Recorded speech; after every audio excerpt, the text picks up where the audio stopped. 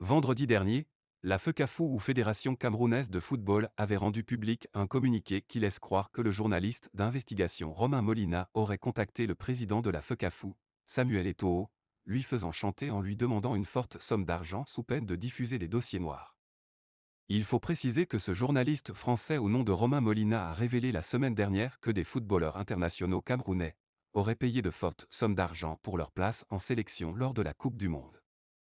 Romain Molina dément donc d'avoir contacté récemment Samuel Eto'o et justifie ceci avec des photos à l'appui, photos qu'il a échangées avec lui une seule fois, en mars dernier, au sujet d'une affaire d'abus sur innocents dans le football camerounais. Dans la vidéo qui suit, on peut écouter le discours de Molina à ce sujet.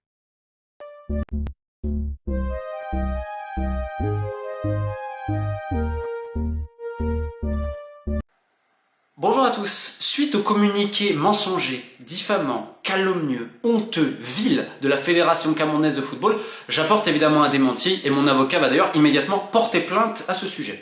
Donc on m'accuse d'avoir essayé d'extorquer Samuel Eto'o en demandant de l'argent pour je ne sais pas, pour pas sortir des infos liées à une affaire de racket d'ailleurs en sélection.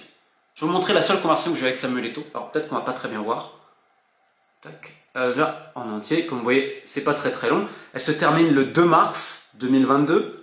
Et elle débute le 1er mars 2020. Peut-être que vous voyez pas bien, j'ai mis les screens sur mes réseaux.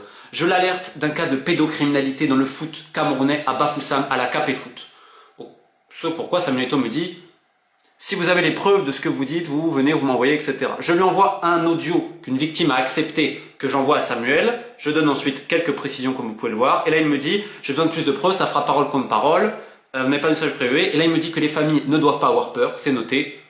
Je ne suis pas mais personne ne pourra les menacer. Et là, il me dit, quelqu'un de confiance va le faire parce que comme vous pouvez le voir, je lui ai donné un contact. Ensuite, je lui transfère 3 audios d'une victime qui m'a dit, tu peux les envoyer, etc. Je n'ai ensuite jamais eu de réponse et d'autres contacts avec Samuel Eto'o. Je ne lui ai jamais parlé de l'affaire de racket en sélection ou demandé autre chose. Alors, il y a deux possibilités. C'est soit quelqu'un s'est fait passer pour moi, ce qui a été le cas il y a 2 semaines. J'ai d'ailleurs porté plainte contre X parce que j'ai même mis sur les réseaux avec les numéros de téléphone en question. Moi, je n'ai qu'un seul numéro de téléphone.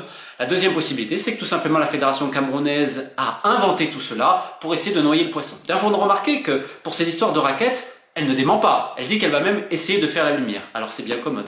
Bien entendu, je remarque que des gens sont plus rapides pour mentir que pour agir, surtout dans la protection des enfants. La seule discussion que j'ai avec Samuel Eto'o, c'est pour lui prévenir des cas de pédophilie qui touchent des enfants de 8 à 12, voire à 13 ans à la KP Foot à Bafoussam. C'est tout. Pour le reste, je ne préfère rien dire. La justice va intervenir. J'attends évidemment des excuses très vite de la Fédération camerounaise de football et qu'on fasse la lumière sur tout ça. Et si Samuel Eto'o il a besoin de me parler, il m'appelle parce qu'il n'est pas concerné par le racket en sélection, mais ça concerne des membres du staff technique. Donc je serais ravi de lui expliquer par téléphone. Par contre, les mensonges comme ça, stop. Moi, j'ai un seul combat dans ma vie actuellement, c'est dans le sport international, en France et ailleurs. C'est la protection des athlètes, que ce soit au Cameroun ou ailleurs. Donc ça, on va continuer. Keep the faith.